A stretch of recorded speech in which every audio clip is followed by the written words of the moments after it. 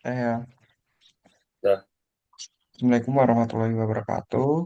Di sini saya sama teman saya akan mempresentasikan hasil kerja kami yaitu Systematic Literature Review di mana dalam judulnya itu MCDM dalam Methods in Supplier Selection Analysis.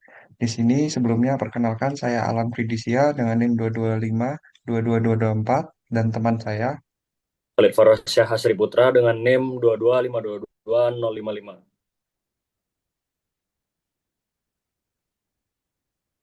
Lanjut, Pada Mas. pembahasan pertama yaitu tentang latar belakang, di mana untuk latar belakangnya itu sendiri yaitu terdapat 3 poin, yaitu yang pertama, persaingan global dalam industri manufaktur dan jasa yang semakin ketat, sehingga perusahaan harus mengevaluasi dari mulai pengadaan bahan baku hingga finish good. Di sini kami mengambil sampel, yaitu dari perusahaan X, di mana perusahaan X itu bergerak pada sektor peleburan logam. Ya, untuk outline yang kedua atau pembahasan yang kedua itu perusahaan dituntut menekan biaya tetapi juga memastikan kualitas, ketepatan pengiriman setelah keberlanjutan. Di sini titik poinnya pada pemilihan suppliernya. Nah, sehingga pemilihan supplier itu menjadi masalah utama perusahaan untuk menentukan sampai barang itu nanti menjadi barang finish good. Nah, untuk yang ketiga itu urgensi topik pemilihan supplier, di mana urgensi dari pemilihan supplier ini terdapat 4 poin. Yang pertama, efisiensi operasional, kualitas produk, keberlanjutan rantai pasok, dan value daya saing perusahaan.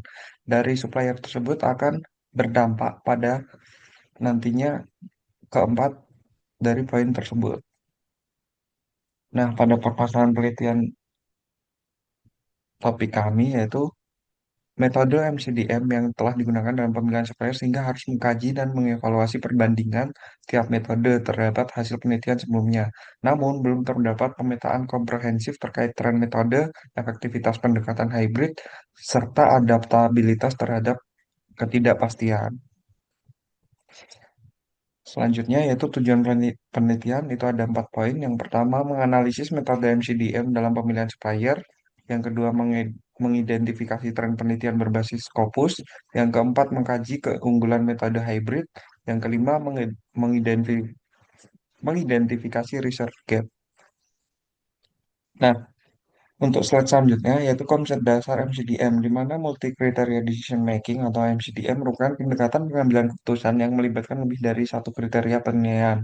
Pendekatan ini juga relevan untuk suatu permasalahan kompleks dengan kriteria saling bertentangan. Dalam kasus ini, kita mengambil pendekatan yaitu kriterianya yaitu terkait kecepatan dari pengirimannya, yaitu kualitas dari bahan baku dari supplier, serta pelayanan dari supplier itu sendiri.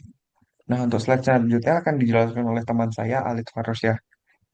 Oke, terima kasih Mas Alan. Jadi dalam penelitian kami ini, kami menggunakan ada beberapa jenis MCDM dalam pemilihan supplier. Gitu, yang pertama ada AHP, ada ANP, Topsis, sama Vicor.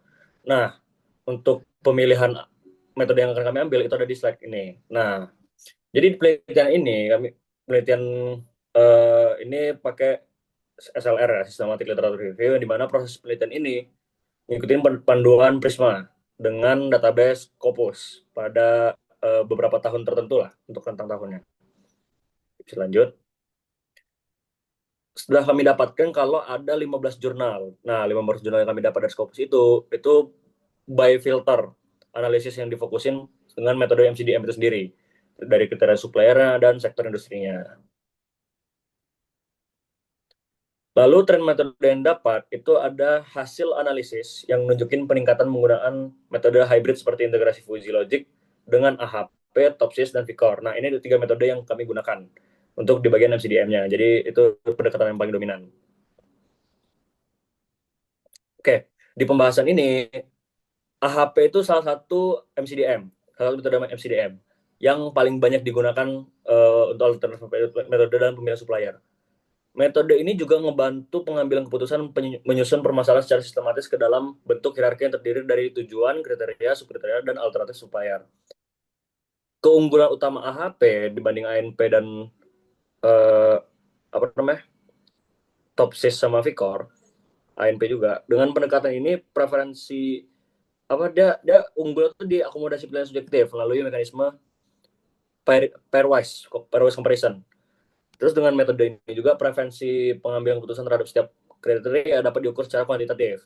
Sehingga itu tuh memudahin penentuan bobot kepentingan masing-masing kriteria dalam pemilihan supplier.